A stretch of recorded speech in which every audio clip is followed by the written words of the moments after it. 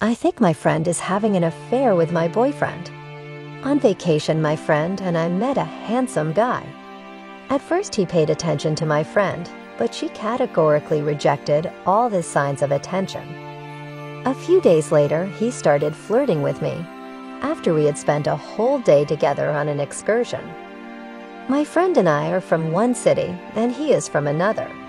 Sometimes he comes to our city. He arranged to communicate with me and definitely meet me when he was in our area. Before he left, he gave his card to my friend for some reason, which I didn't like very much. Our long-distance communication with him did not stick. We communicated very rarely. I saw my friend almost every day. Our life went on. We never discussed this guy. We talked about something else. And then he called me and told me that he was coming to my city for a few weeks. We make an appointment to meet. But at the last minute, it gets disrupted several times through his fault. Allegedly, he has last-minute urgent matters that need to be resolved. And at the same time, my friend suddenly starts asking me how things are with this guy, if we are not communicating, if he has not called me.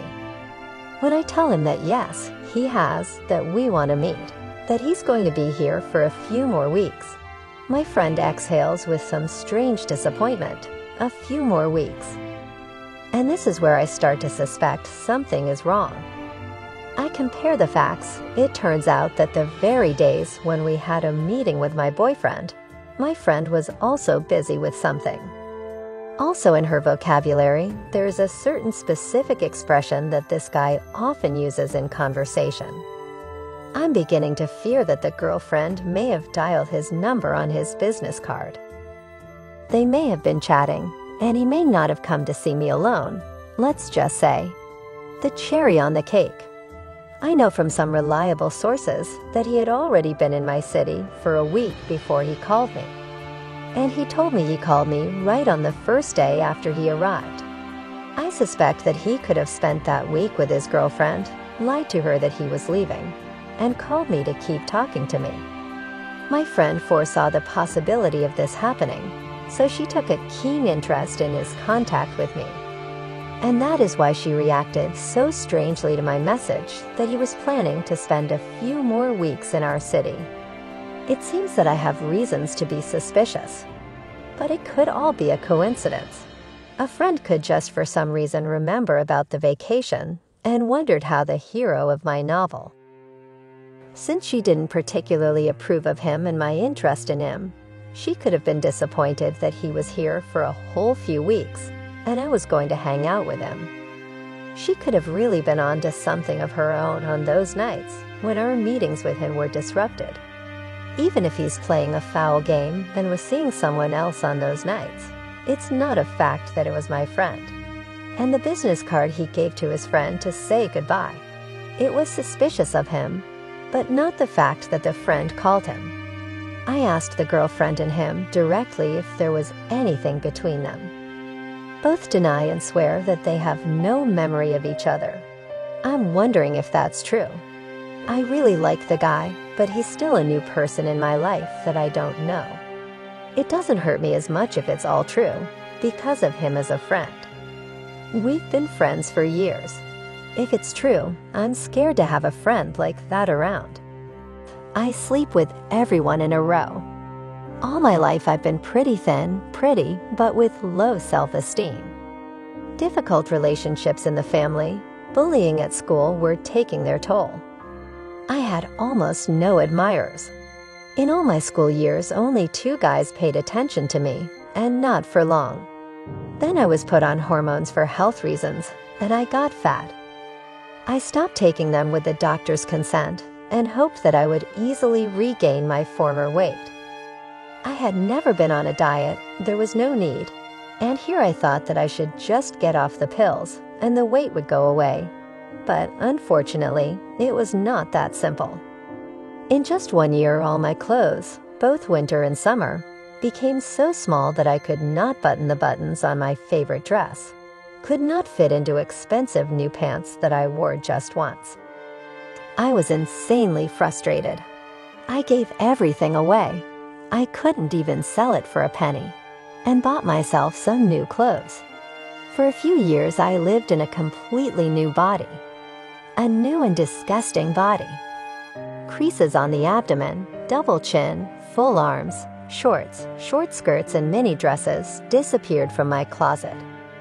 Diets didn't work either. I just freaked out, and I couldn't love myself anymore. Then I got married and gained more. My husband and I became like two huge hogs. It was horrible. Then a few more years later, we got divorced. That's when I started taking care of myself, especially when the pancreatic problems started. Doctors diagnosed gastritis, pancreatitis, biliary problems. Anyway, I had to work very hard not to die of pain. I started reducing calories, kept a diary, bought a smart scale, and started cooking only healthy foods. I also completely gave up sugar, butter, fried, spicy foods, and drank more water.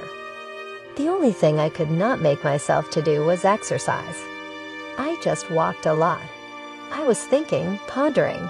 I lost a lot of weight, began to like myself, became more confident. And I met a man. We moved in together, and everything seemed fine, but I couldn't stop.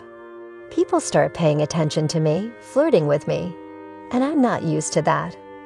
I'm not used to anyone being interested in me at all. Before I knew it, the flirting started to cross the line. And now I'm already cheating on my man in our bed. I thought it was just one time, that it was just a mistake. But it happened again. For the first time, I began to feel pleasure from sex, from myself. It's like I'm looking at myself through men's eyes. I don't really want to. Sex is enough. But when they come on to me and start saying something dirty and slutty, I don't notice how it carries me away. And I have never cheated before. I have never even thought about it. Not before or after my marriage. But here I just can't say no. I can't say no. I feel like I'm being taken advantage of, although I am. My relationship with the man was not very good from the beginning. I feel that the man is not mine. Let's split up. Initially quarrels on any occasion. Everyday life, views on life. He himself says that it is necessary to separate, so my conscience does not particularly torment me. Rather, tortured by the feeling that I will not stop being used for one purpose only, and I will never be able to refuse. For the first time, I am wanted. My body is considered desirable, beautiful. Yes, they hardly ever talk to me. They leave right after sex. They don't want anything more. I realize how disgusting this is, and I am disgusted with myself. I can't wash myself in the shower after these encounters. I hate myself, but I can't stop. I feel like a cheap girl. And not just cheap, but free. Recently, an old acquaintance, with whom I had a good relationship in high school, dropped by for a visit. One thing led to another. Anyway, we slept together without protection. I'm going to get tested. Paranoia's killing me. I think I need to get my head checked, too. I don't know what's going on with me. I've always had principles, standards of morality, behavior. Now it's turned into some kind of nightmare. I seem to have lost myself completely. How do I forget someone who never loved me? For 12 years, I can't forget a man. Tried all methods except magical reversal. Been to a psychologist, asked for peace of mind in church, tried to distract myself with an affair with another, started my own family with another man. The trouble is, I don't really want to forget him. I have a feeling that if I agree to forget, I will forever cut the last thread between us. And as long as I remember and love, that thread exists. Without the string, I would lose him for good. It was love at first sight. The son of acquaintances, from a family richer than mine. My family had borrowed money for my schooling from his family. They couldn't pay it back for a long time. He probably didn't know about it. But to him, money is the most important thing in life. How could I expect anything with a guy like that? I'm a pauper. I saw him for the first time, and I thought it was a shame that such a handsome man would never pay attention to me. He treated me in a friendly way, and I was lost. I told myself that the man lived other values, that he had too different a lifestyle, that he had many girls, that he was frivolous, windy. I was afraid that nothing would come of it. I did not show my best feminine qualities: caring, kindness, gentleness, softness, although in fact I am. I wanted to prove to the unknown that I am not worse than him, that I am something special, that I do not care, and I played the role of a cold, ruthless bitch. If there was any interest on his part at first, I repelled it myself, and there were plenty of gentle, soft, and caring women around. That's what he ended up marrying. Someone who was a good cook, who bore him 3 children and embroidered shirts and knitted socks. A craftswoman and a needlewoman. Simple, not particularly pretty, but apparently warm and cozy. And I could be in her shoes. Yes, I don't like embroidery or knitting. I never dreamed of confining my world to the kitchen and children. But, damn it, I'd do anything for him. I'd do anything she does, if that's what he needs. But you can't turn back the clock. I told him I loved him when I found out he was getting married soon. I thought maybe he loved me deep down after all. Maybe, like in a movie, like in a fairy tale, he would hide his feelings and be happy. After all, his actions were often strange. I'm still willing to swear that he was interested in me. But he answered me so harshly. He told me that nothing had ever happened between us and could never be. That he could never hurt me. What those words meant, I still don't understand. That he couldn't use me for fun and leave me. That he wanted a rich bride and not me. After all, there was a rumor that he was marrying on terms. And for a long time I comforted myself with the thought that in fact he did not love his wife. But it's been years. Yes, they live well. But he loves her. Why else would they have 3 children? Why is he married to her for 10 years? I'm married with a child. Unhappy in my marriage. Maybe if my husband had been kind and caring, I could have bonded with him, thawed out. But I literally jumped out with the first man I met.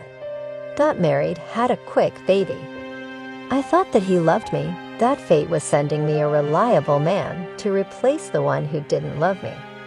I was sorely mistaken. My husband turned out to be a domestic tyrant. I cannot get out of this marriage because I have health problems. I could not raise a child alone. Sometimes I hate my husband. Sometimes I tolerate him. He is a stranger to me, and I do not respect myself for a long time. I live like a prostitute with no one for food, money, and comfort. And in fact, we live poorly. If it were a marriage with the one I love, I would be happy anyway. But with an unloved one, everything seems harder than it is. And my husband does not love me. Why he married me, I do not know. I think of that man every free minute. And he's happy without me. He doesn't even remember me. He's had so many fools like me in his life. I raised his self-esteem with my declaration of love, and that's it. And he goes on living his life, not caring that he tamed someone, attracted attention to himself, gave hope by his careless actions.